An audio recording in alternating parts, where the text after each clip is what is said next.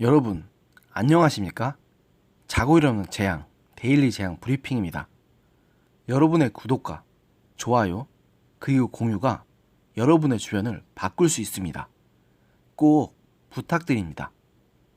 지난 방송에서 조국 법무부 장관 후보자의 아들과 아내에 관련한 의혹을 전해드렸는데요. 이번 방송에서는 또 다른 의혹이 제기되어 파문일 것으로 보입니다.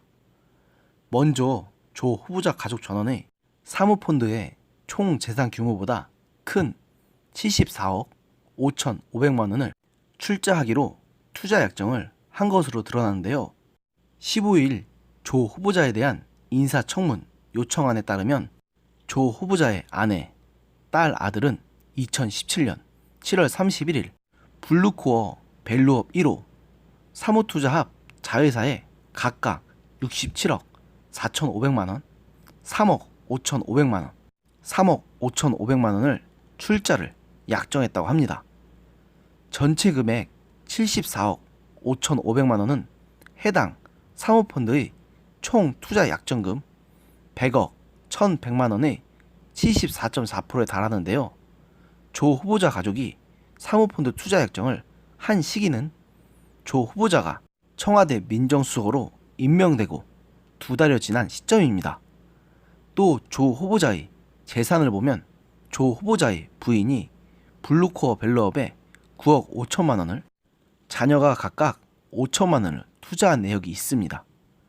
무엇보다도 조 후보자 가족이 약정한 금액은 조 후보자가 배우자 소유 등을 포함해 신고한 재산 56억 4,244만 원보다 많은 금액이어서 어떻게 자금을 조달하려고 했는지에도 관심이 쏠리고 있는데요.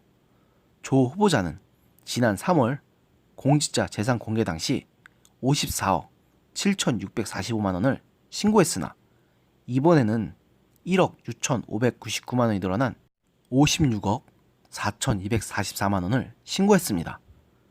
특히 조 후보자 수요의 서초구 아파트는 9억 2,800만 원에서 10억 5,600만 원으로 1억 2,800만 원이 늘어났다고 합니다.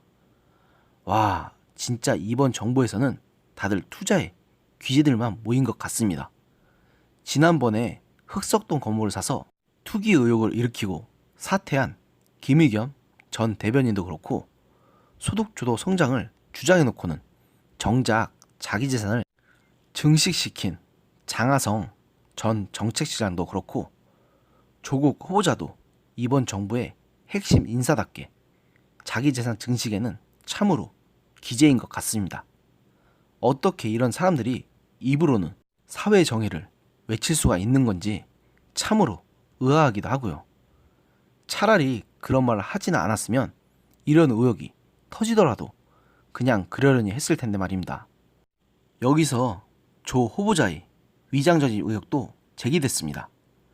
인사청문 요청안에 따르면 조 후보자는 울산대 조교수 시절인 1999년 10월 7일 당시 8세이던 큰딸과 함께 부산 해운대구 아파트에서 서울 송파구 풍납동의 한 아파트로 주소지를 옮겼습니다.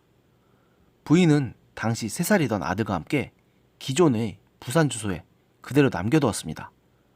이후 조 후보자는 한 달 반 만인 같은 해 11월 20일에 다시 본인과 딸의 주소를 실거주지인 해운대구 아파트로 돌렸는데요.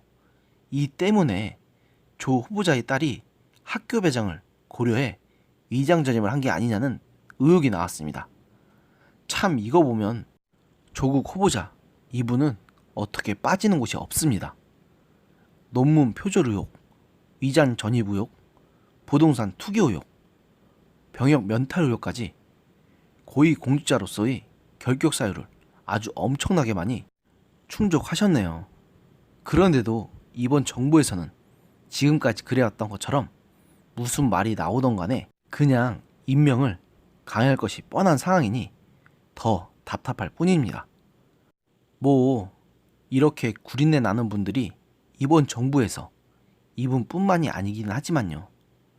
시청자 여러분께서도 문재인 대통령이 정권 초기에 했던 말들을 다들 기억하실 겁니다. 다른 건 몰라도 인사 검증만큼은 확실하게 하겠다고요. 그런데 그 약속부터 어긋났는데 이 정부가 뭘 하든 우리가 어떻게 믿을 수가 있을까요? 가장 기본적인 약속부터 대놓고 어긴 정부인데 말입니다. 어떻게 하고 싶은 대로만 계속 밀어붙인다면 역대 그 어느 정부보다도 그 말로가 처참할 것이라고 누차 경고하는데도 그들의 귀에는 그 경고가 전혀 들어오지 않는 모양입니다. 오늘의 영상은 여기까지였습니다. 들어주셔서 감사합니다.